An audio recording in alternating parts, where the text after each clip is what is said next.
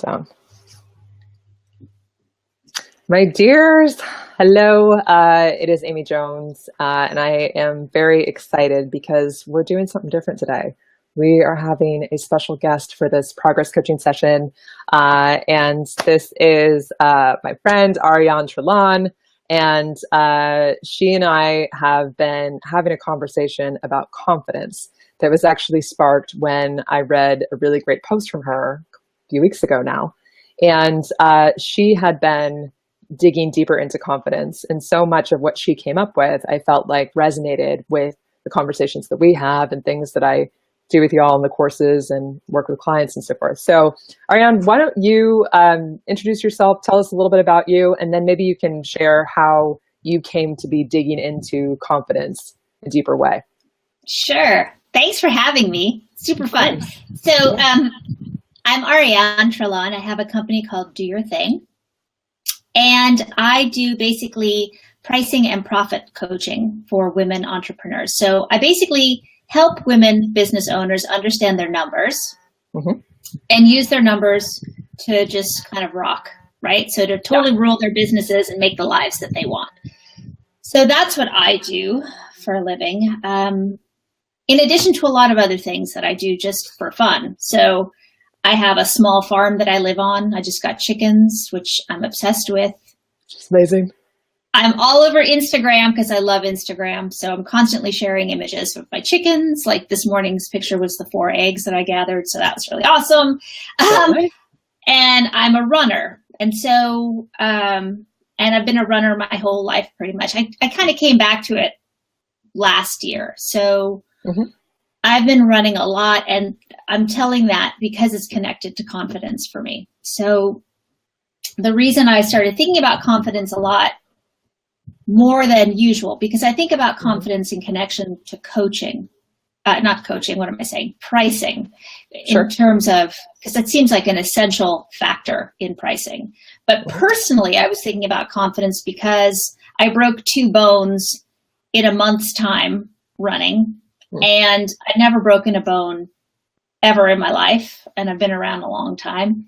And it really shook my confidence deeply.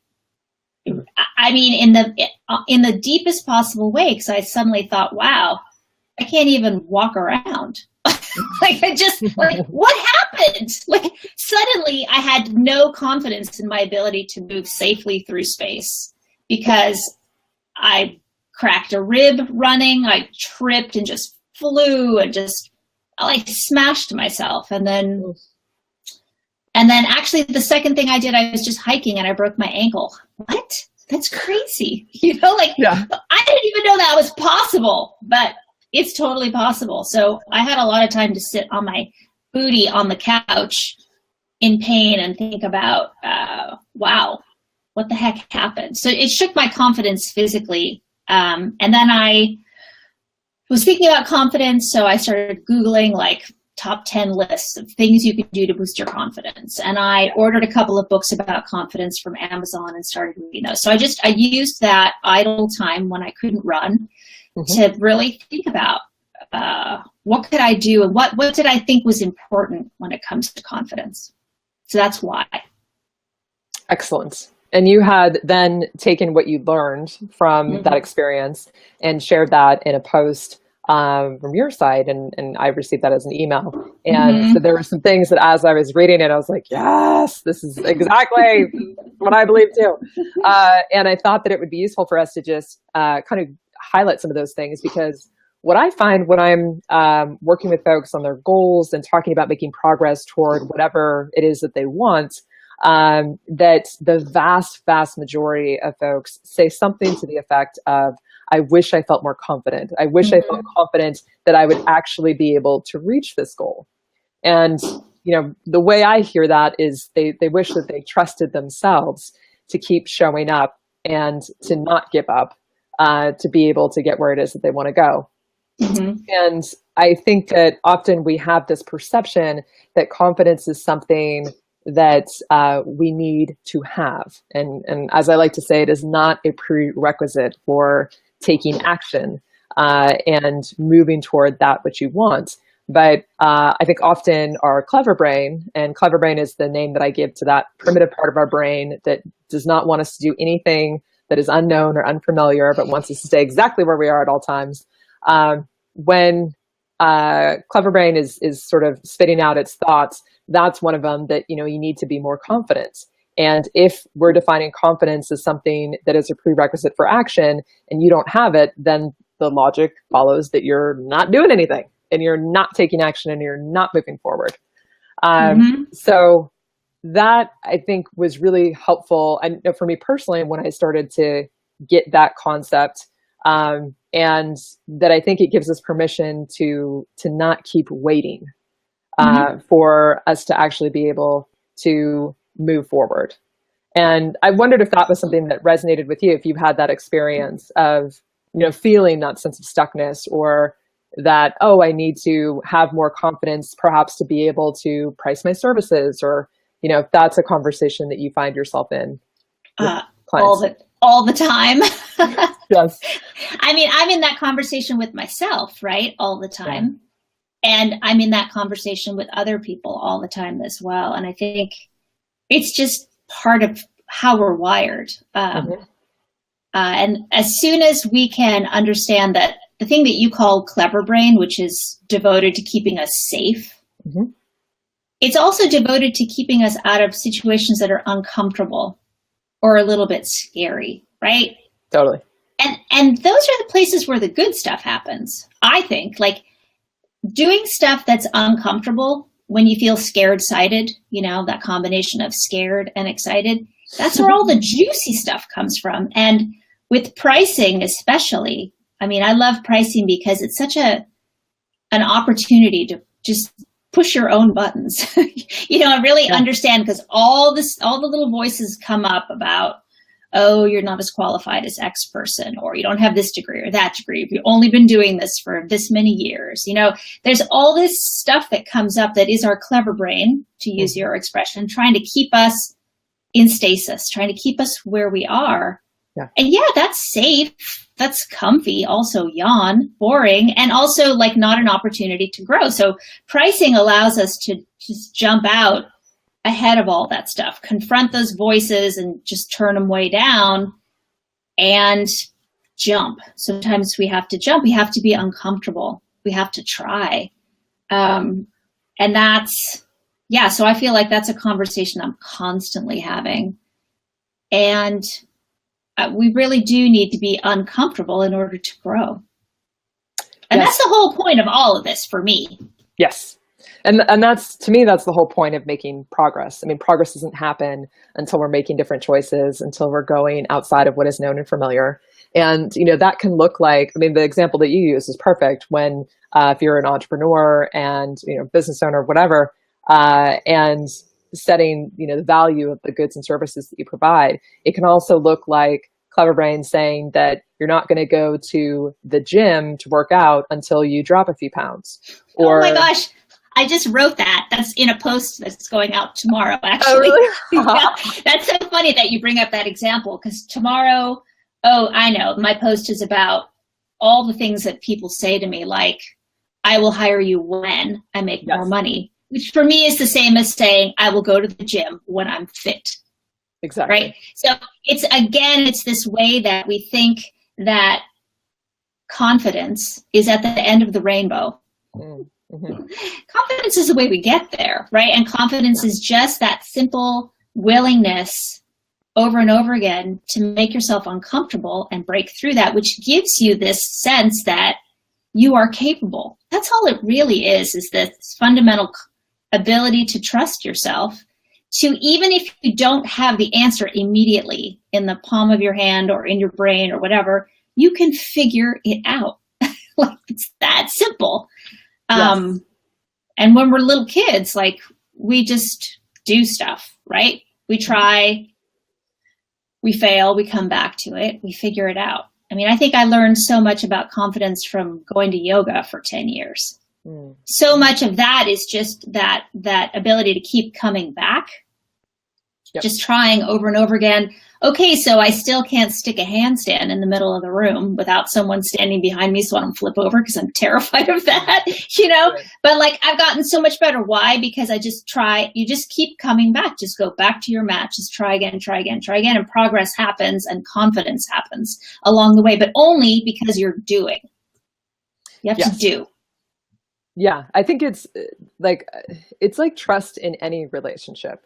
Mm-hmm. Where it's, it's showing up over a long enough period of time, doing what you say you're going to do enough to start Mm-hmm. to feel a sense of, yeah, when you say something, I believe you. Mm-hmm. And when you tell me you're going to do something, I also believe you. And when we don't have that relationship within ourselves, then it can spiral out pretty quickly.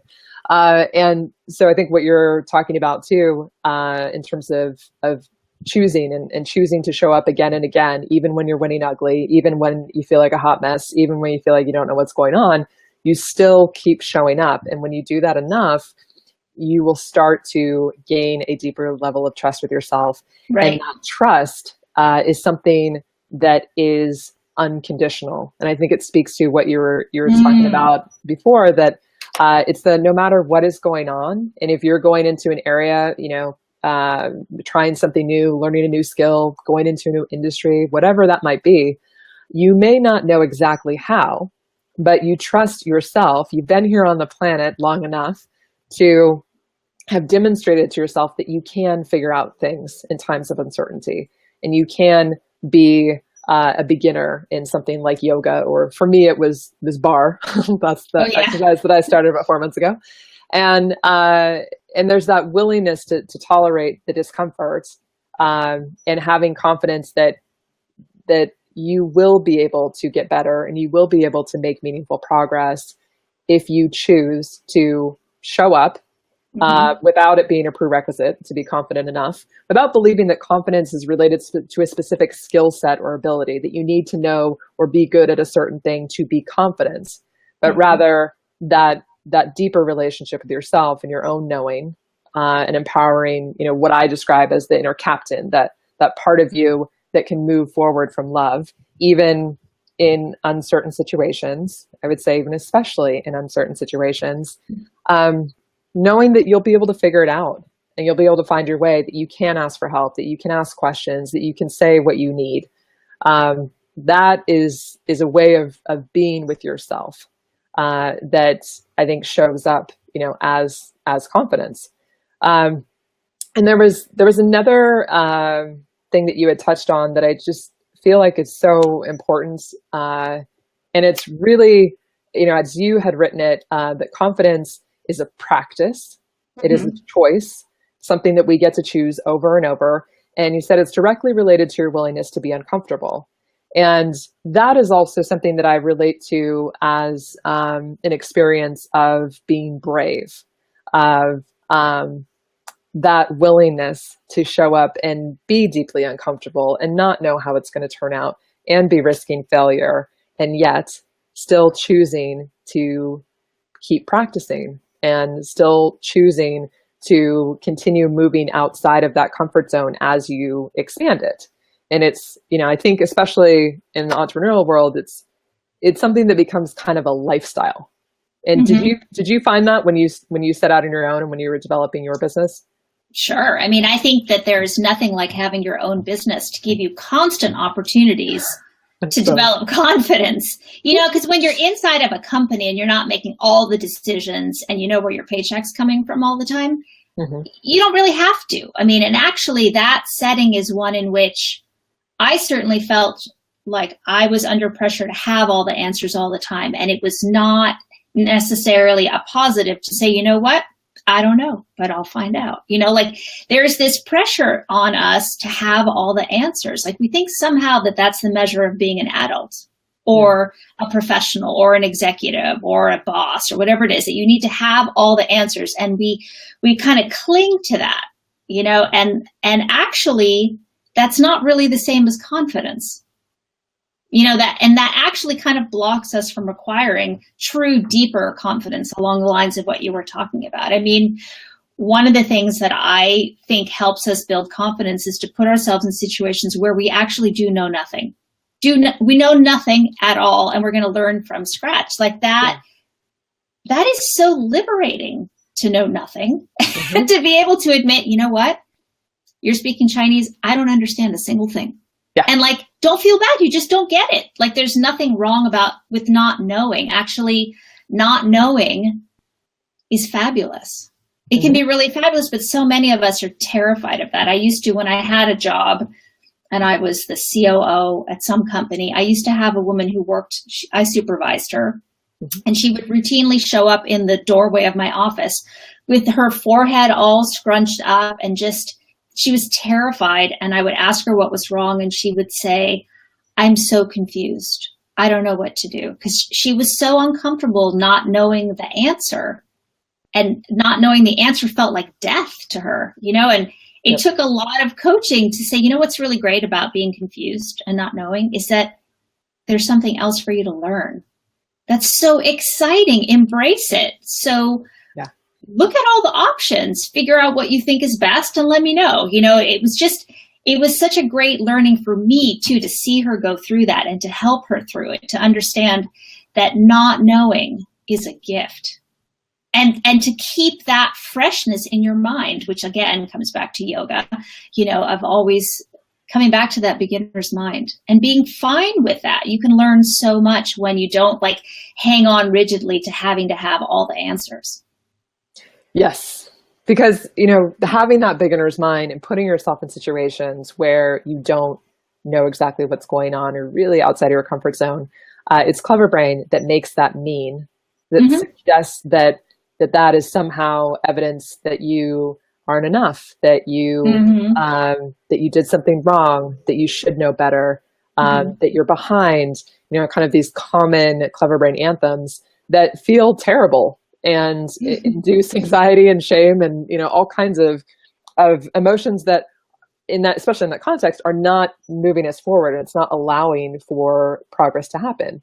So I love that recommendation you made about, you know, going and learning something that you know nothing about, or maybe traveling to a place that is completely unfamiliar to you, or going to an event or whatever. You know, we had talked about some of these confidence builders that you had cited, and one of them, which resonated deeply, of course, was to, you know, celebrate every bit of progress, every success and victory, no matter how small. And certainly that is the basis of Map Your Progress. And, you know, it's all about celebrating the tiny victories, and enough tiny victories lead to the big win. But to, you know, be able to get there, it's accessing that inner confidence with yourself, or, you know, as I would describe, empowering that inner captain to show up, to keep showing up and be uncomfortable, and to keep coming back. And it's kind of like, that's the practice, that's the cycle, that's what there is to do to really develop your confidence. And you know, to the best of my knowledge, that's how humans work. So, go ahead. That's what I love about what you do, actually, because you make that coming back, that repetitive action, you make it visual. So often we can lose track of that. You know, we lose sight of the little work that we do every day that adds up to the big result. You know, and all of those actions that we take are the things that are building our confidence in a big way. We just forget, you know, or we just can't see it as well. So I love what you do, because I love the visual representation of progress, because we can look back and go, hey, look what a badass I am. Look at, I colored all that in last month. You know, I did that. I went to bar 30 times or whatever it was, you know. It's important. Absolutely. It's really important. Absolutely. I mean, we human creatures, we forget a lot of things. And I think why we have each other, why we create these practices, is to remember and to recognize again and again, and, you know, begin again as often as we need to. So I wanted to just thank you for making the time to be here today. Thank you for sharing your inquiry into confidence and how that had shown up in your life and kind of triggered your own doubt and curiosity. Because then it's brought us here to this conversation, which I know is going to be of service to a lot of people, and just recognizing their relationship to their own confidence, and that you get to choose, which is the best news. It's a choice. It is. It is a choice we get to make again and again. So, dears, they're here with us live. Thank you so much for being here. Ariane Trelon from Do Your Thing. Thank you for making the time. Thank you so much, Amy. Pleasure You're to be so with you. welcome. All right. We'll see you again. Bye. Bye.